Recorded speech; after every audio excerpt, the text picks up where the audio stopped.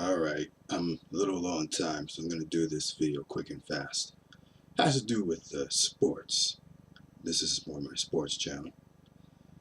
And I was just thinking about the NBA and, of course, all these other pro sport leagues. And I'm watching something right now called $40 million Slaves. And it has to do with these professional athletes making money for these teams and for the league. Now, LeBron James, they named him a slave. And in some cases, I have to agree with that because even though he has a lot of endorsements and he's making a whole lot of money, millions of dollars, he he um he has no control still.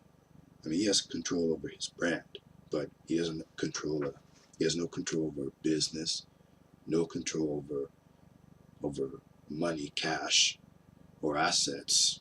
He has no control of assets, and he has no control of a team. He doesn't own a team.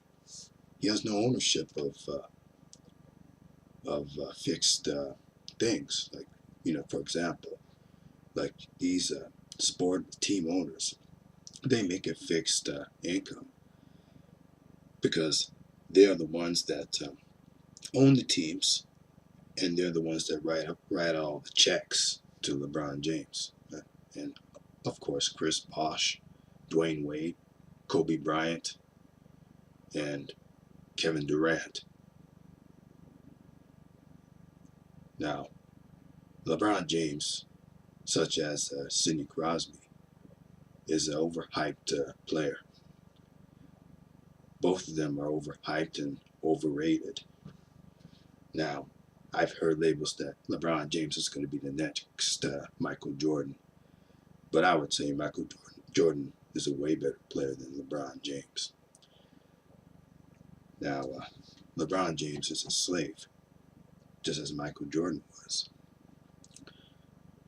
And I'm going to watch this today, $40 million slaves. And there are a lot of slaves that make millions of dollars for these what do you call it? For these leagues, pro leagues. Even the NHL has that, but there are not many black players in the NHL, so we'll just forget about that. My main focus is the Major League Baseball, NBA, and NFL, but mostly NBA and NFL. Since Major League Baseball is becoming colorized, you see more white and more Hispanic players on there. Not many black players on Major League Baseball. But so we'll look at the NBA and NFL. Now, the NBA and NFL, they contain $40 million slaves, since these team owners and the commissioner write millions of dollars, strum up millions of dollars in contracts for the players, for them to sign their lives away. And the sport owners, they write out all the checks to them. And I heard Chris Rock talk about this. Shaq is rich. LeBron James is rich. Kevin Durant is rich. Dwayne Wade is rich. Carlos Boozer is rich. But the people who write them the checks, they're wealthy. And I haven't seen any team owners, with the exception of Michael Jordan, that are black. Most of them are white.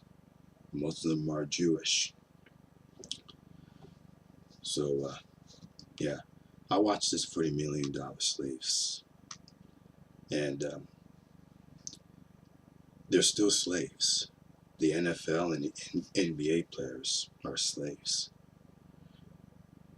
And even Tiger Woods is a slave too, because even though he gets a lot of money endorsements, he's under the control of the PGA, Pro Golfers Association. And in that association, you probably won't see any black faces, black representations in the NBA as well. most of the teams are owned by Jews, and they have all this. They have to say so. They write up all the checks. They determine whether or not, or whether how long LeBron James gets to play, and or determine how long he gets to stay in a certain team.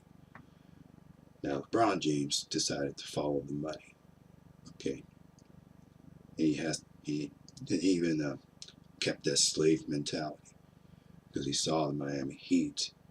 They had more money to pay him than the Cleveland Cavaliers, where he was, and he decided to follow them into the Miami Heat. Chris Bosh did the same thing because he played for the Toronto Raptors. Dwayne Wade was already on the team, so yeah, they're all slaves, and the NBA is the plantation. Just along with the NFL, you have players like Larry Fitzgerald, Russell Wilson, and you have players like Peyton Manning, Champ Bailey.